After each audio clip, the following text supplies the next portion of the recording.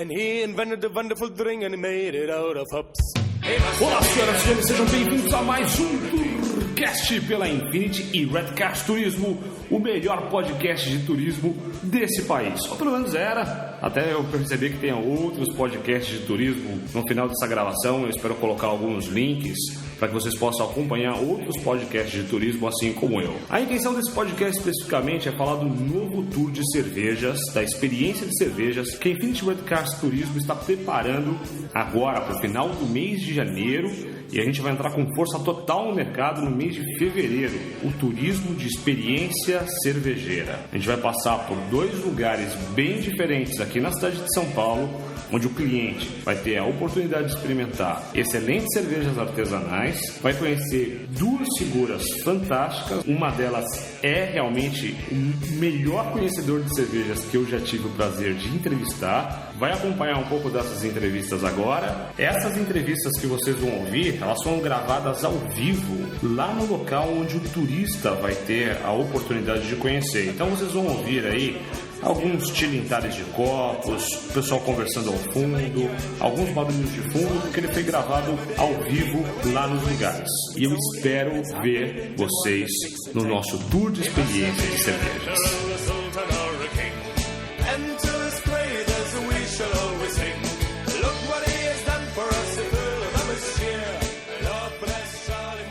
Me conta o seu nome e o que você faz aqui.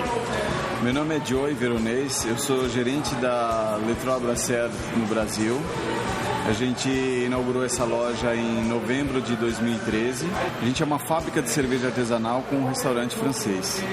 São 35 lojas na França e 14 no Canadá. Essa é a primeira no Brasil, com a intenção de ter mais 4 lojas aqui no Brasil. A gente fabrica todas as nossas cervejas que a gente vende aqui. Na verdade, hoje são 4 tipos e uma sazonal que a cada 2 meses a gente muda. A primeira loja do grupo nasceu na região de Lille em 85, porque lá cada vilarejo tem seu cervejeiro. Aí teve 3 que se juntaram para trabalhar em cima da mesma receita. Eles gostaram do resultado. Em 85 eles abriram a primeira loja dentro da fábrica. Por isso a gente tem esse formato de fábrica e a gente fabrica a cerveja dentro do restaurante. Hoje a gente tem essa expansão das lojas. A gente tem como diferencial a cerveja, que é de fabricação artesanal, e também temos um prato que é o carro-chefe, que é a Flamme Cruche, que é uma massa, uma mistura de uma pizza com crepe, uma receita que vem da região da Alsácia, que faz um sucesso danado aqui e acompanha muito bem a cerveja. Quando o grupo abriu a primeira loja aqui, a intenção deles era de vender em torno de 6 mil litros de cerveja por mês. A gente vende 9. Quase uma vez e meia mais do que você imaginava. Exatamente. Os brasileiros estão apreciando bastante a cerveja artesanal. Isso é um resultado muito positivo para a gente. Tanto é que hoje a gente já tem validado a próxima loja, que provavelmente vai ser na região da Vila Madalena.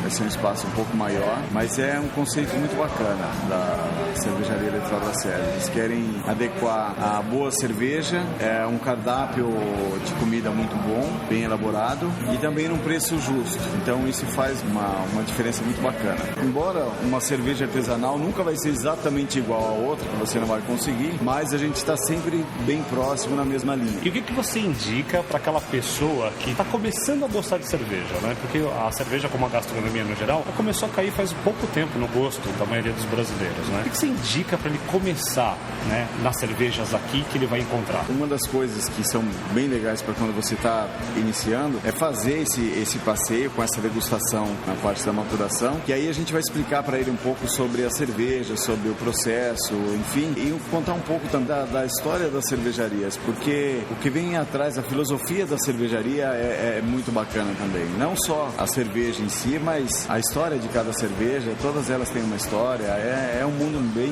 bem legal, bem interessante também. Bom, então para você turista que estiver em São Paulo, tem um tour de experiência de cerveja, um dos lugares que a gente passa é a Letroy Brasserie, é isso mesmo? É Letroy Brasserie. Letroy Brasserie, ainda vou melhorar ainda. Significa os 3 cervejeiros.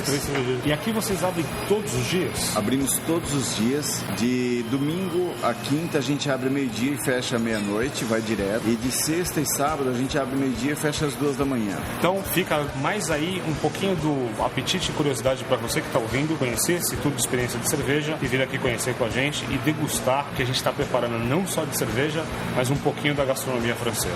O Joey vai estar aqui esperando a gente, né, Joey? Com certeza. Daqui a pouco a gente volta a se falar. Um abraço.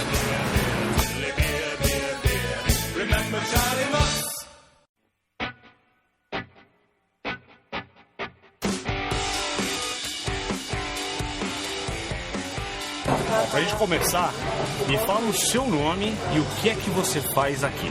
Então, eu sou Jaime Pereira Filho, um velhinho metido a besta, beleza? Sou o dono desse bar, sou engenheiro, trabalhei muito na Petrobras, desde recém-formado, me formei em 1976. Numa época não se roubava ainda em Petrobras, né? E meu pai sempre fez cerveja. Quando eu nasci, meu pai já trabalhava com cerveja. Trabalhava na Antártica, de Ambev. E eu lembro, com 5 anos, não sabia nem escrever, nem sabia a letra C. E já ajudava esse cara a fazer cerveja. Então tem uma longa trajetória aí. Trabalhei muito com meu pai. Trabalhei em cerveja em construção de fábricas, vendas, parte comercial, parte de... Então tem uma vida todinha relacionada com a cerveja.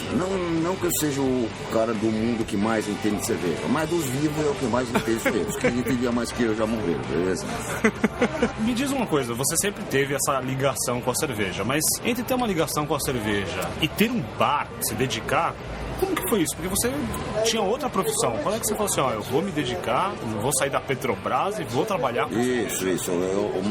Depois de 10 anos de Petrobras, depois de formado, uma hora eu vim para trabalhar com meu pai. Meu pai já tinha uma das maiores distribuidoras de cerveja do país e fui tratar a parte comercial junto com meu pai, né? Isso foi uma escolha de vida, 30 anos atrás, né, cara? E meu pai, além de ter sido meu professor lá atrás e fazer cerveja, fomos sócios durante muito tempo, fizemos milhões de cervejas juntos e ficou muito por fazer, ele faleceu há 3 anos. A minha vida e cerveja, ela se misturam, entendeu? Sou um historiador de cerveja, já escrevi livros sobre cerveja. Inclusive vou te mandar o e-book, é um livro que na sua 2ª edição, totalmente esgotada. Não é fácil vender livro nesse país. Não é, pelo contrário, né? Vender livros nesse país. Mas eu não solto a 3ª edição porque a cabeça da gente é muito dinâmica de cerveja, né? O que era importante para mim há 2 anos atrás, quando da última revisão, o processo hoje mudou muito, ficou bem mais prático e eu tenho que revisar todo o livro para soltar a 3ª. Então hoje eu dou de presente o e-book, né? Ele impresso, ele arquivo eletrônico. E eu presenteio todo mundo que eu conheço, você vai ser um deles. Vou te mandar esse livro. Obrigado. Beleza? É um livro bem atual, porém não é atual para minha cabeça, né? Porque eu já mudei alguma coisa do processo. Mas ele em si, os conceitos todos são bem atuais.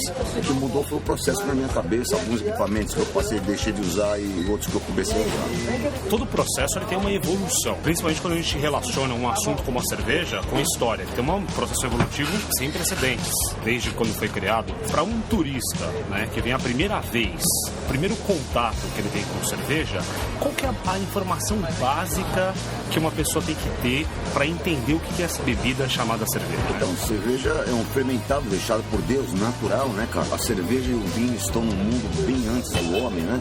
É uma coisa totalmente natural. A natureza fazia ela sozinha.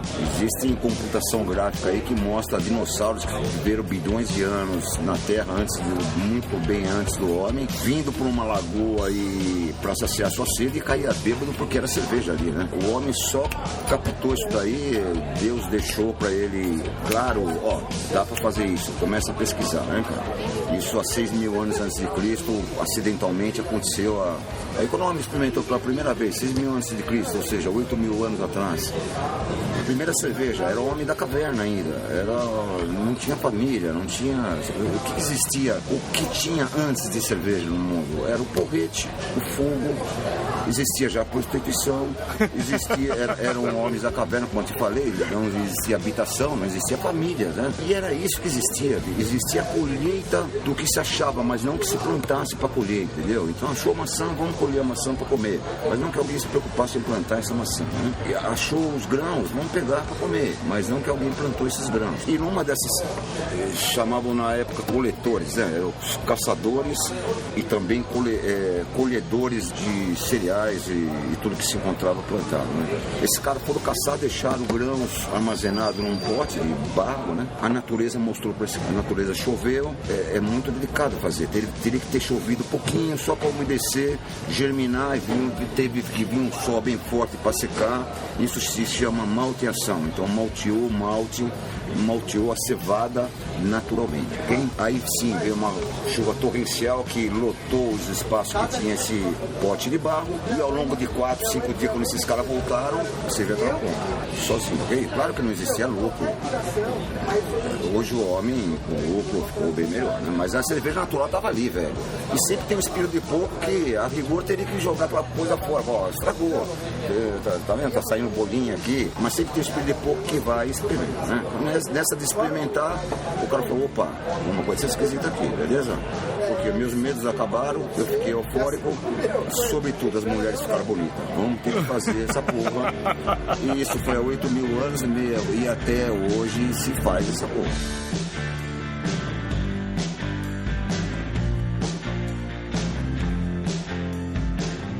Cada dia melhorando, mas a essência mesma, tá? É transformar o amido em glicose e depois transformar essa glicose em álcool CO2. É isso fazer cerveja. Mesma coisa do vinho, né? Só que não precisa transformar o amido no vinho, né? É muito mais fácil o vinho, né?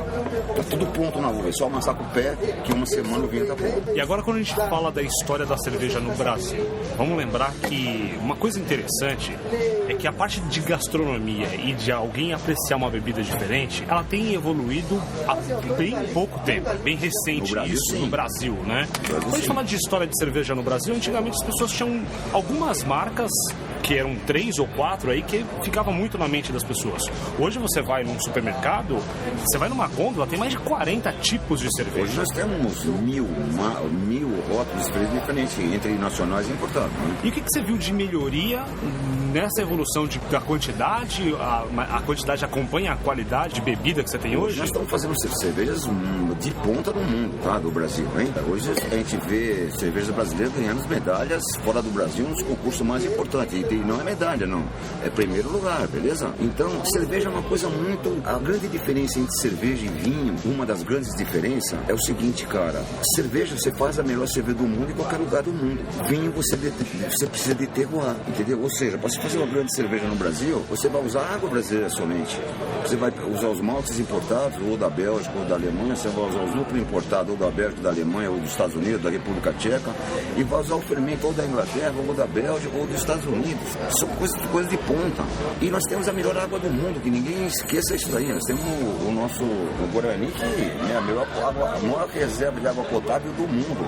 Nossas águas, você pega a água Lindóia, cara, a NASA compra ela. A única água do mundo que foi para a Lua foi a água brasileira, cara. E de Lindóia. Se você for na cidade de Lindóia, tem uma placa lá.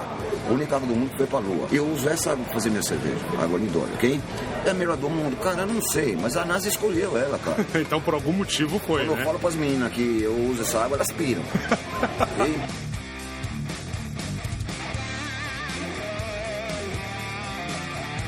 Na minha cabeça, não sei porquê, devia ter 4 ou 5 famílias de cerveja. Mas pela sua tabela periódica de cerveja, a gente viu lá que tem 13 famílias. Posso chamar de famílias de cerveja? Pode chamar assim, cara. Aquelas colunas, aquela tabela periódica que você viu, ela é um resumo da norma que chama BJCP, uma norma inglesa, né, sobre cerveja. E ela é de 2008. De lá pra cá tem mudado muito, cara. Pra você ter uma ideia, tem um aplicativo de Android aqui, celular, que é o BJCP, que é uma... JCP 2015, é isso daqui. Então aquilo que você viu, aquelas famílias, olha a cotação hoje, olha. Essa que nós estamos tomando agora aqui é IPA. Olha as subfamílias dela, que seria os quadradinhos, tá? Olha a cotação. E uma pessoa que bebe cerveja leigamente, ele consegue diferenciar o que é uma cerveja IPA, o que é uma... Cara, é muito difícil, muito tá? Difícil. Existem muitas sobreposições também, mas é muito difícil. Existe curso como superior que você é o sommelier. É o cara que é treinado para pegar aromas e sabores de cerveja, cara. Você imagina o seguinte, tem muita cerveja que você vai experimentar, você vai falar assim para mim, o que você está sentindo? Se for um cara que é um bisommelier treinado para isso, vai te falar tudo. Ó, tem gosto de caramelo, gosto de toque, gosto de caramelo queimado, gosto de cavalo correndo forte na chuva. Agora, se você pegar uma cerveja, por exemplo, e eu falar para você, experimenta aí, vê que gosto, quais são os sensoriais de sabor e aroma que você sente. Você vai olhar e falar assim, porra, não tenho ideia. Uma das coisas são as cervejas de trigo alemãs. Todas elas têm aroma e sabor de banana com cravo. Todas, velho. E não pode ir banana com cravo. Esse banana com cravo vem com uma reação. A lei de pureza alemã não permite você colocar banana e cravo. Mas todas têm. De onde vem? Do fermento. Agora, se eu te der uma cerveja de trigo, sem te falar isso, você vai falar, porra, não sei o que. Mas se eu te falar, ó, é banana com cravo, você vai falar, porra, é mesmo, cara. Entendeu? Agora um bisommelier vai experimentar, você vai, porra, essa banana com cravo. Não sei se eu li ou se eu ouvi em algum lugar que a cerveja pura, e eu não sei se é isso, né, uma verdade, ela tem 4 elementos principais: água, lúpulo, cevada e fermento. Mas hoje em dia você vê uma cerveja que tem um gosto de café, uma cerveja que tem gosto de caramelo, mel. E isso muda? Ela deixa de ser cerveja? Isso que você está falando é a lei de pureza alemã. Okay? A lei de pureza alemã existe há quase 500 anos, 1516, esse ano vai fazer, não sei exatamente o aniversário dela, mas esse ano ela faz 500 anos. Okay? Essa lei foi promulgada na Alemanha e ela só permite no território alemão fazer cerveja com água, maltes, lúpulo e fermento. E quando ela foi há 500 anos atrás, nem tinha fermento. O fermento era natural, ou seja, não se sabia que existia fermento. Se deixava aquela mistura no ar, os fermentos, que era microscópio e não tinha microscópio na época, entravam na cerveja e fermentavam. Passado um tempo, eles refizeram a lei e colocaram que podia ter fermento. Okay? Na época não podia nem trigo, cara, era só fermento, era só malte e cevada. Alguns historiadores, isso é lei de pureza alemã. Alguns historiadores acham que essa lei de pureza alemã não veio para dar uma qualidade na cerveja. Ele veio sim para proteger o preço do pão, que ele proibia a utilização do trigo para fazer cerveja, canalizava o trigo para pão e barateava, que era, nós estamos falando do ano de 1516, velho. O belga não segue essa lei. O belga adora misturar outras coisas, cara. Gosta de misturar mel, cravo, canela, cereja, framboesa, rapadura, açúcar mascavo. Ele não tá nem aí pra lei de pureza alemã. Ele faz um blend, né? Isso, beleza? Então ele tem mas é melhor cerveja. Não podemos falar que a Alemanha faz a melhor cerveja do que a Bélgica, nem o contrário, ok? São estilos diferentes.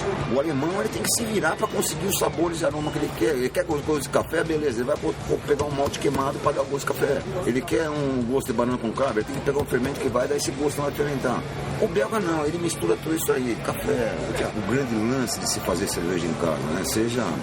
Isso muda de país para país, ok? Na Austrália, por exemplo, é fugir de impostos, cara. Aqui no Brasil também é para fugir de impostos, mas lá na Austrália é muito mais. O imposto sobre cervejas e cigarro na Austrália é quase proibitivo.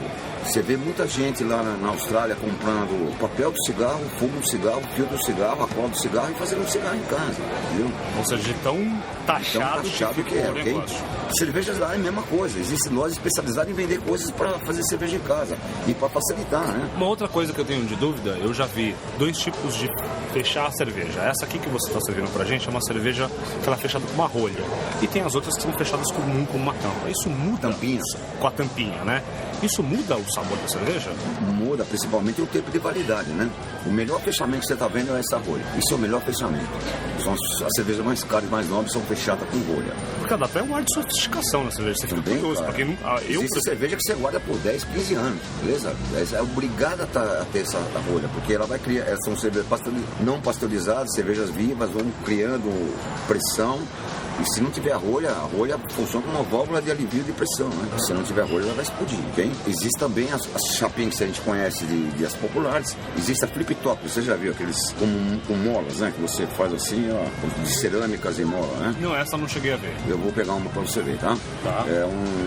A melhor que tem a DBS é essa daí. No meio, existe um monte de outras, buscada, mas essas são as melhores. E já vi vários tipos de copos diferentes onde você serve cerveja. cerveja? Tem uns que parecem uma tulipa, outros parecem uma taça. Muda o gosto da cerveja, o copo? Não, cara, é assim, ó. Muita coisa é o design, né? A gente bebe uma cerveja não é só pela boca, né? Também pelos olhos, né? Um copo bem feito é outro papo, né? Agora, existem algumas regras que você tem que seguir, que são poucas, velho. São 5 regras e são bilhões de tipos de copo no mundo, entendeu? Você podia reduzir isso daí, né? Mas a rigor, né, um bom copo de cerveja seria esse aqui, ó. Quando você pega aqui embaixo e não transfere até o calor pro copo onde está o líquido, né? Isso é uma grande coisa, porque toda cerveja devia ter isso daqui. Outra coisa são as de trigo. As de trigo são garrafas de 500 ml, geralmente, onde forma muita espuma, onde você tem que pegar o sedimento da garrafa lá no fundo, né? E você precisa de um copo aí perto de 700, 800 de volume útil, porque esse 500 ml vai virar 800 na hora que serve. Então, e é muito espuma, então você tem que ter aquele copo formato onde em cima ele abre para dar um volume maior, porque se ele fosse linear, você teria 1/3 de cerveja, o resto de espuma. Então, para dar esse... Então, já falamos 2 regras, tá certo? Outra regra é o seguinte, essa cerveja tem um aroma legal. Se tiver um aroma legal, velho, abre a boca do copo, se o teu nariz entra lá dentro para você poder captar bem esse aroma. Se esse aroma não for legal, cara, fecha a boca pro teu nariz sair fora. E basicamente são essas regras, essas 4 regras. O resto é design, que ajuda muito. Nós temos copos que eu posso até pegar para você ver, cara, onde você faz isso daqui, ó, e ele reconstitui a espuma, cara. Olha aí. Beleza? Nunca tinha reparado nisso. Ele tem uma ranhura por dentro e você não enxerga essa ranhura. Alguns você enxerga, outros não. Você pega um copo de dúvida e você não enxerga essa ranhura. Mas ele tem uma geometria no vidro interno onde você faz isso e ele retoma o colarinho. Não é precisando do colarinho, né? Se fizer isso daí, você vai retomar um pouquinho. O colarinho impede a cerveja ficar em contato com o ar, para ficar oxidando. Ele forma um isopor para não ficar perdendo caloria por essa parede. Ela deixa também bonito, né? A diferença de um copo de cerveja é de um exame de urina. É justamente a espuma. Existe alguma regra de qual é o tamanho da espessura da espuma? A regra diz o seguinte, o que é? Cerveja ou é chopp? Beleza? Porque se for chopp, é 2 dedos, velho. Acima disso o cara tá te roubando, o dono do bar. Agora, se é cerveja, cara, põe quando você quiser, cara. Põe meio copo, porque ninguém vai te roubar. Você já pagou o vidro da cerveja. Mas se é chopp que vem lá de dentro, eu vejo muito copo que é assim, onde a parte de espuma pega o maior volume e é metade chopp, metade cerveja. Ou seja, tem 2/3 de espuma, 1/3 de... Você olha, acha que é metade, mas não é, ok? Aí o cara tá te roubando. Entendi. Mas 2 dedos precisa, tá velho? A principal diferença entre a cerveja e o chopp é a pasteurização? Isso só funciona no Brasil, exatamente. A pasteurização, mas isso é uma lei nacional, velho. Lá na Europa não tem cerveja de chopp, cara. Só tem cerveja, é tudo né? cerveja. É tudo cerveja. Pasteurizou ou não é cerveja. Lá existe também a cerveja não pasteurizada, eles chamam de cerveja lá também? Tudo, lá eles chamam de draft beer, cerveja não pasteurizada, ou seja, cerveja de torneira, cerveja de pressão, grosseiramente falando. Esse negócio de chopp cerveja, CHOPP, essa palavra vem do alemão, é um copo de 300 ml, não tem nada a ver com tipo de bebida. Agora, a legislação brasileira diz que você pasteurizar, se você fizer cerveja, você tem que pasteurizar. E se você não pasteurizar, você vai chamar de chopp. Isso é uma lei brasileira. Me parece que existe uma variedade muito maior de cerveja do que de chopp. Isso é uma verdade, né? Parece que chopp tem muito menos variedade do que você encontra de cerveja por aí, não? Cara, é assim, ó. Você nunca, lá na Europa, você nunca consegue saber, cara. Muitos barris que vêm da Europa vêm como cerveja. Aqui é taxado como chopp, mas lá é tudo cerveja. Você nunca sabe se pasteurizou ou não. É tudo draft beer lá. Agora aqui, você vê, chopp geralmente são cervejas populares, né? Que você conhece, Brahma. Aí tem a cerveja Brahma e o chopp Brahma. Tem a cerveja Heineken e o chopp Heineken. Beleza? Cerveja Skol, já não tem o chopp Skol, né? Verdade, nunca tinha reparado nisso. Skin Carió, tem a cerveja e tem o chopp. Petrópolis, que é o Itaipava. Cerveja e chopp. Mas nem toda cerveja popular tem seu chopp, ok? Agora, quase toda cerveja nobre tem o seu chopp. É que a gente não vê vendendo, velho. O cara distribui só regionalmente ali. O cara de Indaiatuba vende lá em Indaiatuba. O cara de Blumenau vende lá em Blumenau. Uma pessoa que quer se especializar em cerveja, qual que é o caminho que ela tem que percorrer? Então, tem diversas formas de especializar. O que é? Você quer beber ou você quer fazer? Então você já ramificou. Entendeu? A primeira ramificação tá aí. Qual é o teu objetivo? Beber ou fazer? Entendeu? Beber, entender ou fazer?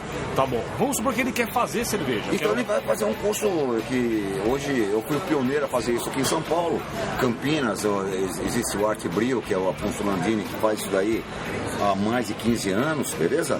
Eu fui o primeiro a fazer em São Paulo, nessa nova leva, né? Existe um alemão maluco que há 40 anos atrás fazia isso, mas, cara, eu não conheci esse cara, meu pai sim conheceu, mas, cara, eu há 7 anos atrás tinha dificuldade, imagina esse alemão, tadinho, há 40 anos atrás, falava, vem aqui que eu vou te ensinar a fazer cerveja, eu falava, isso é louco, ok? Mas de qualquer forma, esse cara existiu antes do Pira aqui, né? Mas hoje isso não... Estou para falar que existem mais de 5 caras ensinando a fazer cerveja. Todos eles são muito bons, ok? Certo. Eu tenho uma curiosidade. Eu já vi uma cerveja, uma garrafa de cerveja chamada Deus. E é uma garrafa de cerveja que tem um preço que deixa no chinelo muita garrafa de uísque. O que faz uma cerveja dessa custar tão caro? É fácil de explicar. Deus, na verdade, não deveria nem se chamar cerveja, né? Ela é, na verdade, um champanhe feito de cevada. Ou seja, é uma excelente cerveja. Cara... Excelente mesmo? Excelente. Vale cada centavo. Ela é fabricada na Bélgica, tá? Ela é uma excelente cerveja enquanto ela está na Bélgica, quando é fabricada. Muitos caras não vão concordar comigo, ok? Mas esse é um pensamento meu, né? Tá bom. Ela é uma excelente cerveja quando é fabricada na Bélgica. Quando ela sai da Bélgica, ela vai passar um ano na França. Ela vai fazer um tal de processo que chama champenoise. Champenoise nada mais é do que tirar toda a turbidez dela sem filtrá-la. Ou seja, ela vai ficar um ano passando por processo champenoise que passa todas as champanhes francesas, ok? Ou seja, fica girando a garrafa, vai decantando, vai girando a garrafa, vai girando inclinado. Demora um ano isso. Essa girada diariamente, mas um quarto de volta, inclinando um meio grau, um quarto de volta, meio grau, um monte de cervejas e champanhes, e inclinando. Chega uma hora que ela está de ponta cabeça ao longo do ano, todo o sedimento está ali no gargalo. Ele já tem uma tampa provisória. Aí o que se faz? É tirar esse segmento sem escapar o gás. É como trancar uma chave na gaveta, trancar uma chave por dentro da gaveta. É quase impossível. Então o que eles fazem? Mergulha isso numa solução de oxigênio líquido, congela o bico, então esse gelo que fica só no bico, ela não pode ser congelada, porque isso mudaria a garrafa. Congela só o bico, a parte mais fina da garrafa. E isso faz uma rolha natural lá dentro, com esse gelo. E aí eles abrem, sem escapar o gás, porque tem essa rolha que é a cerveja congelada, cavam para tirar esse resíduo que está ali condensado e tampa definitivamente com rolha. É rolhada, é igual essa que nós abrimos aqui, beleza? Beleza. E aí volta custando 5 vezes mais do que custava, ok? Então ela demorou um ano para estragar, para encarecer e estragar. Eu preferia tomar Deus sem passar por esse processo que faz.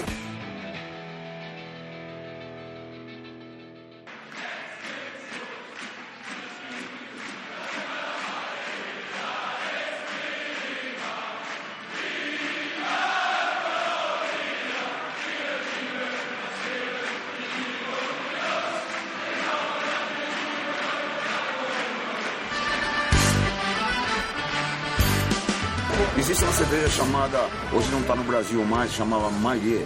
Eu pelo menos não conheço nenhum importador trazendo essa cerveja para cá hoje, né? Essa cerveja, a Deus, ela não é vendida antes de ir para a França. Ela só é vendida depois de pronto. Por esse processo. Essa Maillet fazia os dois. Fazia tanto, vendia antes de ir para a França e depois de ir para a França. Claro que valia 3 vezes mais depois de voltar para a França. Cara, antes de ir para a França, a turva era muito mais gostosa do que a que passou pelo Champenoise. E de acesso muito difícil também, né? Porque você tem que ter conhecimento para conseguir pegar uma cerveja dessa. Antigamente, a Maillet, ela estava aqui no Brasil há 2, 3 anos atrás. Hoje eu não conheço nenhum importador trazendo ela. Nem depois, nem antes de ir para a França. Jaime, a gente falou de algumas regras para a cerveja, a gente falou de algumas regras para o tipo do copo da cerveja. Tem algum tipo de regra para abrir a cerveja? Abrir? Porque o que acontece? Cara. Eu vi que você abriu a nossa cerveja aqui usando, qual que é o nome do processo? Que você abriu com uma espada? Sabragem. Beleza? Explica um pouco desse processo pra gente. Isso, né? Esse processo que inventou, o primeiro cara a fazer isso no mundo foi Napoleão Bonaparte, hein? E é muito legal, né, cara? Porque é um processo onde tem todo o glamour, né, cara? Um velhinho com 65 anos como eu tem que impressionar as garotinhas. Quando eu falo garotinha, 51, 59 anos. Então esse é um dos jeitos, né, cara? É abrir. é um processo muito simples. Você viu que eu peguei a espada e pomba. Mas por trás disso tem um monte de cálculos de engenharia, ok? Tem, por exemplo, o local certo de bater. Nós temos que bater no local mais prático da garrafa. E não pode ter carro, beleza? Certo. Existe ela tem que ter pelo menos 2 atmosferas de pressão. Quando um pneu de carro tem 4 atmosferas, beleza? Quase um pneu de carro de pressão. Ela tem, você tem uma angulação certa da espada, uma angulação certa de garrafa e um jeito certo de levar o braço, como se fosse uma raquete de tênis, ok? Esses são os coordenados. Nós temos que ter toda a segurança. Eu também sou um engenheiro de segurança e ensino bastante pessoas a abrir com isso, ok? Certo. Mas, fora isso, existem milhões de jeitos, velho. Existe, você vê que você abre com a mão, que são as long neck de rosca, beleza? Que tem a facilita, sapinha, meu, aí tem milhões de tipos de abridores, ok? Tem cerveja, de qualquer forma, cara, existe um conceito na Europa que é acordar a cerveja, né? Principalmente o irlandês gosta muito de acordar a cerveja, né? Ou seja, é a mesma coisa que pegar você que está dormindo 7 horas da manhã e te acordar um despertador que toca música clássica, ok? Ou pegar você que a mesma 7 horas da manhã está dormindo, pegar você escondido e jogar numa piscina fria, vai ficar muito bom, ok? Isso significa, é o jeito de acordar, ok? Tem cara que bate na garrafa pra o gás querer sair, ou seja, o irlandês adora isso, né? Ele abre a garrafa normal, depois dá umas porradas com o abridor na lateral e precipita a liberação de gás carbônico, já começa a espumar, você tem que pôr logo no copo, ok? De qualquer forma, se essa cerveja nossa, nós tivéssemos aberta ela normal, tirando a rolha com a champanhe, com a mão, o diabo, o gosto dela seria diferente, ok? Tem muito do psicológico também, que assistia, é um glamour de abrir, né? De abrir. Mas, cara, nessa brincadeira, eu libero muito CO2 do que abrir normalmente, ok? Certo. Então, o gosto fatalmente ia ser diferente. O nível de espuma, espumação, tudo ia ser diferente.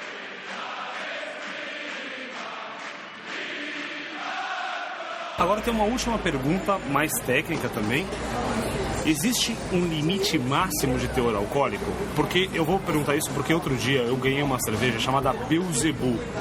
E ela tinha quase 9% de teor alcoólico, alguma coisa assim. Uma cerveja bem alcoólica. Tanto que quando eu terminei de beber, eu tava realmente cagado com uma lata de cerveja.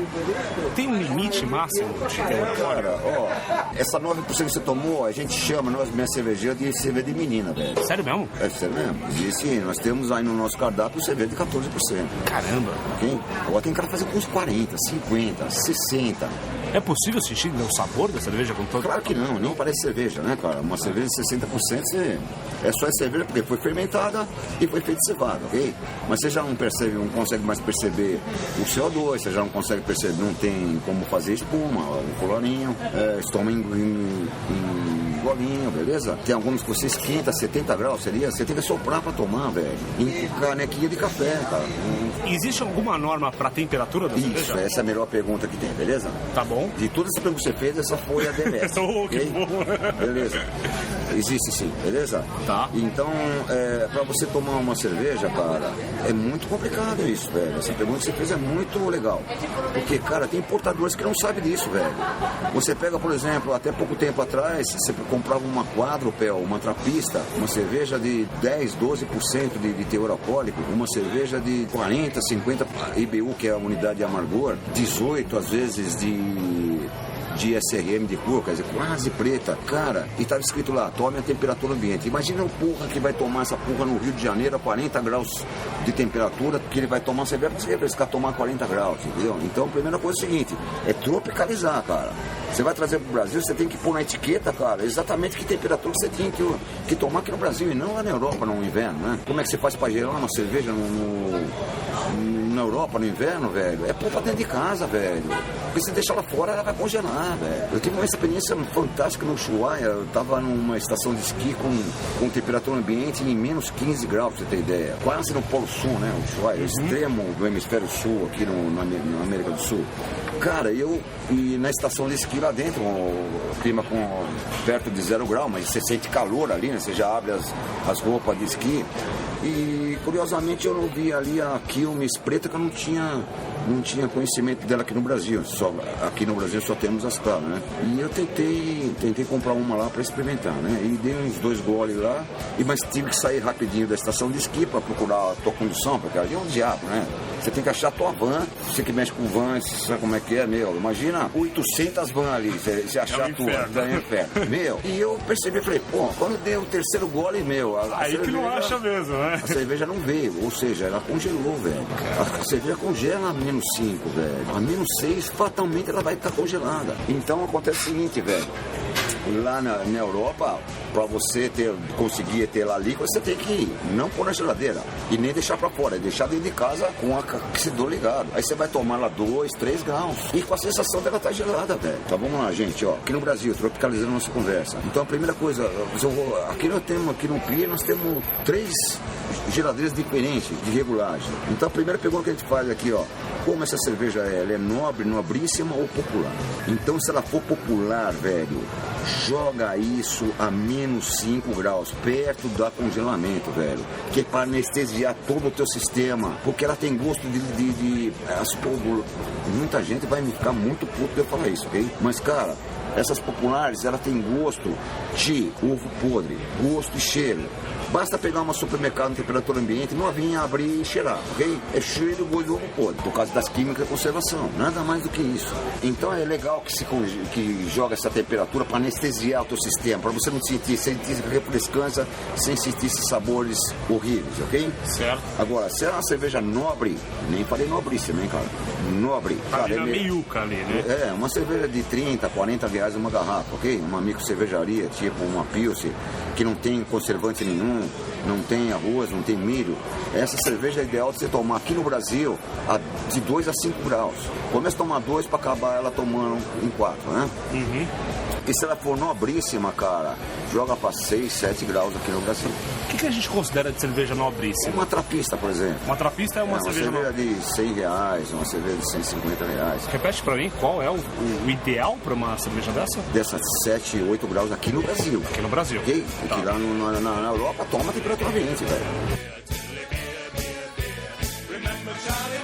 Então, essa cerveja nós vamos abrir aqui, ó. É uma IPA também. Não, desculpa, é uma Red Ale. Chama 105 anos de idade, ela é uma comemoração do meu último aniversário com mais um aniversário de uma amiga minha que somando as idades dá isso aqui, beleza? Maravilha. E a própria rótulo tá dizendo Incredible Ale. Isso aí, beleza? Então você vai ter, poucos mortais tomando essa cerveja, beleza? Maravilha. Então você vai ver como é que abrir uma cerveja acordando ela. Eu vou pedir essa permissão pra filmar. Beleza. É muito legal, velho. Acordar uma cerveja. Nós vamos acordar essa cerveja, beleza? Abre normalmente do jeito que abriria qualquer uma cerveja, beleza? E aí, amiguinho, ó, começa a espuma subir, ó. Percebeu? Deu pra filmar isso daí, Samir? Deu pra filmar. Totalmente diferente o gosto dela de uma cerveja. Existem cervejas, cara, que irlandesa principalmente, que o cara já treina a brigada do bar pra abrir a cerveja desse jeito, acordando ela, porque é desse jeito que ela deve ser tomada. E o que significa acordar a cerveja? Você já liberar. A cerveja o que elas estão tomando é um organismo vivo, velho. São cerveja não pasteurizada. Então ela está sujeita a todas as sensações de um ser vivo, cara. Um cachorro, um gato, um ser humano. Ela está acordando puta, beleza? Ah, nossa! Pra quem tá ouvindo esse podcast e vai participar desse tour com certeza pra poder ouvir e ver ao vivo isso aqui, eu tô segurando nas mãos um mostruário, né? Com cores. Beercaster, chama-se Beertone, como o Pantone de tintas, né? É isso que eu ia falar. Esse mostruário me lembra muito aquilo como você vai escolher a tinta pra pintar a sua parede. Só que não tem cor de abóbora, não tem verde, não tem azul, beleza? Exato, mas os tons de amarelo que tem aqui é impressionante. O nome disso é Beertone. Mas tem quantos tipos diferentes de tonalidades aqui? Infinitas. Infinitas? Na natureza. Aí tem umas 200, né? Que já é o suficiente pra você se perder, mas, né? Pô, entre uma cor e outra sempre existe uma no meio, né? Infinitas cores. Não tem ninguém que morreu e fez toda a cerveja que gostaria de ter feito. Vou usar essa frase pra chamada do Não tem ninguém, velho. Eu assisti meu pai desde os 5 anos fazendo e ficou muita cerveja que ele gostaria de ter feito, tá? E não conseguiu fazer. As lagers americanas e as nossas, filhotes delas, usam arroz e outros vegetais para fermentar a cevada e baratear a produção. Graças ao preço, viraram as mais produzidas do mundo. Então, a forma como a gente faz a fermentação é que consegue transformar a cerveja num produto tão popular. Pra baratear, né? Pra baratear. Aqui no Brasil. Aqui no Brasil. Quando você pega, por exemplo, a República Tcheca, na República Tcheca, o lugar onde mais vende cerveja, onde mais se consome cerveja per capita no mundo, é a República Tcheca. É o lugar onde tem as cervejas mais baratas. Ela é considerada alimento, não tem taxação nenhuma. E é o lugar onde você mais bebe. E as melhores cervejas Pilsen do mundo. Foi lá que nasceu as Pilsen, né? Na cidade de Pilsen. A gente pode considerar que para você conseguir apreciar a cerveja não é só uma questão de paladar, é questão de conhecimento de história, curiosidade. E você não falou a principal, tá? É desenvolvimento, treinamento. Uma coisa que é muito errado falar é o seguinte: gosto não se discute. Gosto se discute sim, velho. Gosto se aprende, gosto se treina, gosto se desenvolve. Gosto se reaprende, se desaprende às vezes de gosto. Alguma coisa que você gosta, daqui a pouco passa a não gostar. E depois volta a gostar, velho. Você vai evoluindo, cara. Então a pessoa evolui, cara. Eu não conheço nenhum pobre que gosta de caviar, velho. Você quer tratar mal um pobre, você oferece caviar pro cara. É pra fazer realmente ele sentir mal, né? Você sentir mal, nunca mais ele volta na tua casa. Agora, pô, você fala caviar pra um rico, velho, ele começa a salivar. Por quê? Ele desenvolveu o paladar pra gostar. E pra cervejas, a mesma coisa, tá? Nós temos cervejas. É como, o melhor exemplo é o vinho, cara. O vinho mais fácil de beber, cara, é o docinho. Você pega aquele Flemiche alemão, que é um suco de uva misturado com docinho. Você pega os moscatel de... Cara, é facinho beber, docinho. Beleza? Agora um vinho bom, um vinho caro, um vinho raro, ele é seco. E você precisa desenvolver o paladar para gostar daquilo.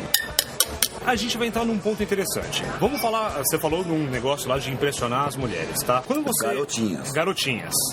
No seu caso, 59, no meu caso, um pouco menos. Quando a gente fala de vinho, por exemplo, a gente sabe que as mulheres gostam de vinhos mais adocicados. Não é verdade. Não é verdade? Mulheres ignorantes, né? Olha aí, mulherada. Se você é ignorante, você gosta de vinho doce. Beleza. E infelizmente, cara, a minha mulher, que eu tenho 37 anos de casado, quis Deus que ela não gostasse de bebida, fosse ignorante e eticamente falando, ok? Tá bom. É uma menina que nós nos conhecemos na faculdade de engenharia e ela tem tudo de bom, mas as meninas que mais bonita que eu conheci, tanto que eu casei com ela.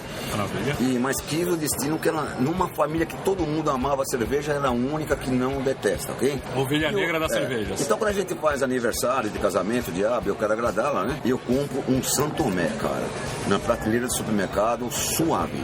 Cara, custa R$2,99. R$2,99 uma garrafa de 1 litro. Cara, e ela vê que eu gosto dela pra caramba. Se eu levar um vinho de 200, 300 reais, ela fala, nossa, esse cara não gosta de mim, porque, meu... O negócio do caviar, né? Isso mesmo. Agora, quando a gente fala em cerveja para uma mulher, o que você, como um especialista, fala assim, pô, cara, eu recomendo essa cerveja? Não tem jeito. Não tem jeito? Eu tenho que perguntar outras coisas. Tá bom.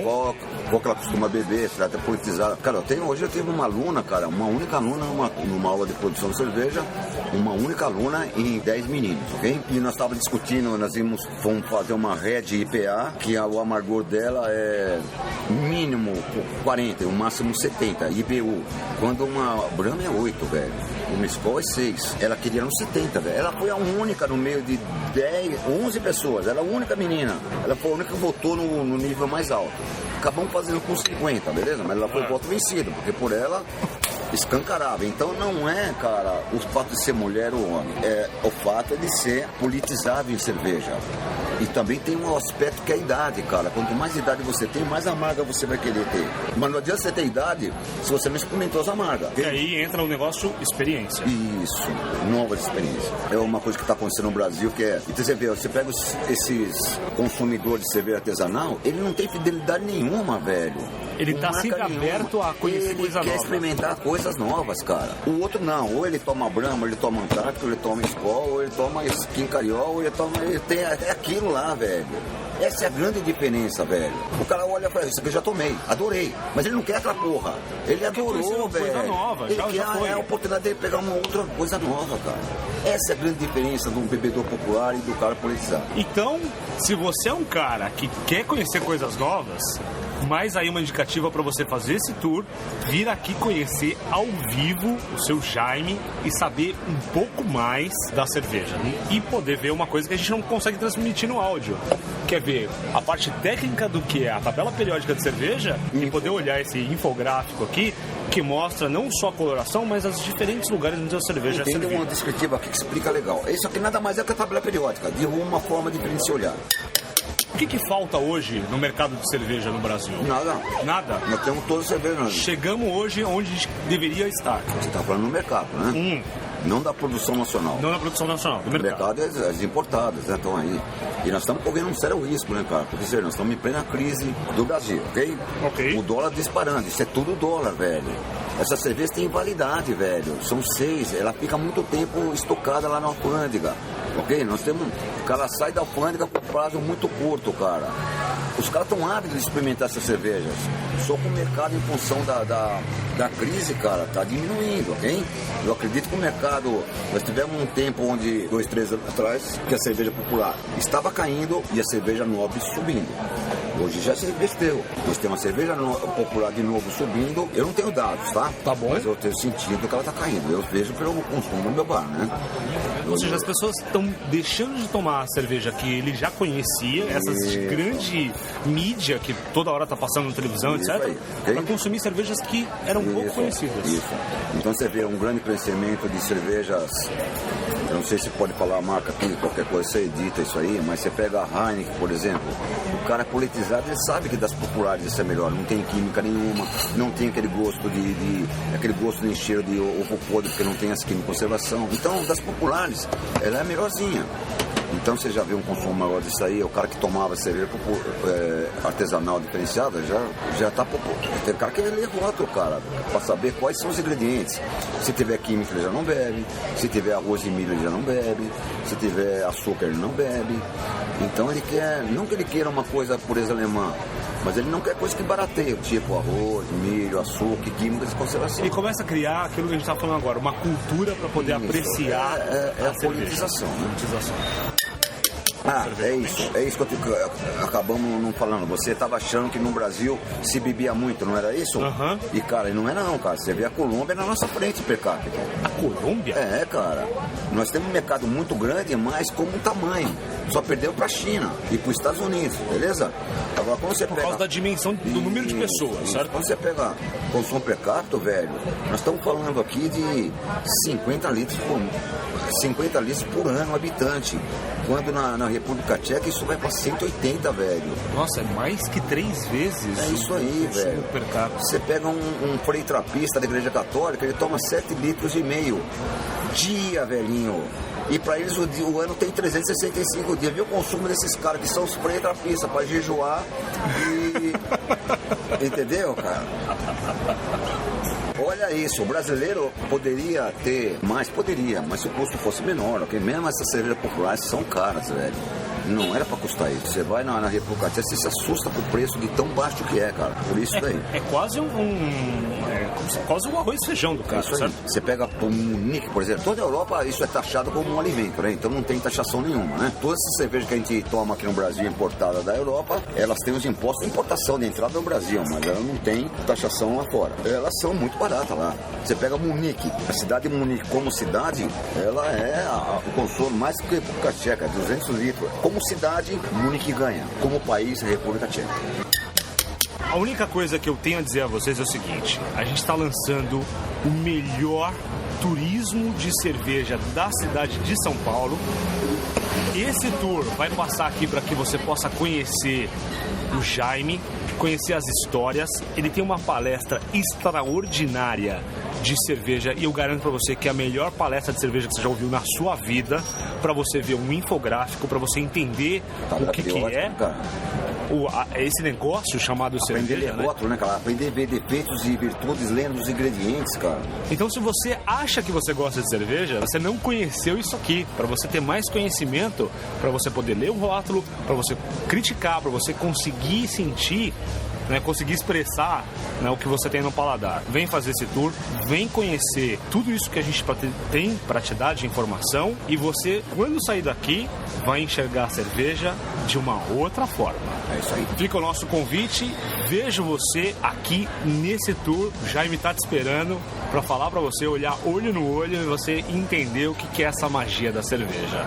Meu nome é Samir, eu vou ficando por aqui e esse eu garanto que foi o melhor Tourcast já produzido até hoje dentro da história do Tourcast. Eu só gostaria de despedir também falando o seguinte, cara, você é fera, porque você fez as perguntas certas, você mexeu no dedo.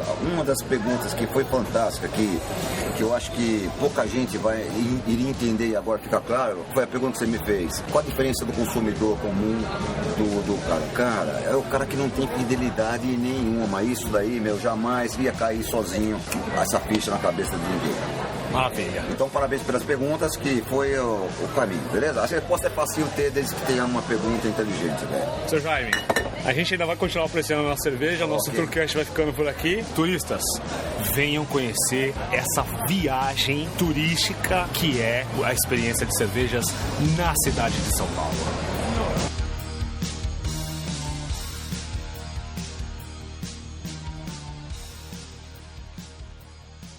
Para você que gostou desse Tourcast que fala sobre a experiência cervejeira na cidade de São Paulo, eu tenho um recado para você. No dia 6 de fevereiro, na próxima sexta-feira, a gente está postando esse Tourcast hoje, quarta-feira, hoje é dia 3 de fevereiro, no dia 6, que é um sábado, às 15 horas, a gente vai sair daqui da sede da Infinity para fazer a pré-inauguração do tour. Para você poder participar, eu vou levar um grupo especificamente, é um grupo de cortesia, mas para você que é ouvinte do Tourcast, aí segue uma coisa bacana para você. Para você poder participar, você e mais um acompanhante de graça, tá? Para essa pré-inauguração, você precisa gravar um vídeo, pode ser do vídeo do seu celular, dizendo por que você gostaria de participar desse tour experiência cervejeira aqui com a Infinity e Redcast Turismo. Você grava o vídeo, você posta esse vídeo no canal do YouTube, no seu canal do YouTube, e passa o link pra gente. Os 2 melhores vídeos que forem apresentados, a gente vai levar você e mais um acompanhante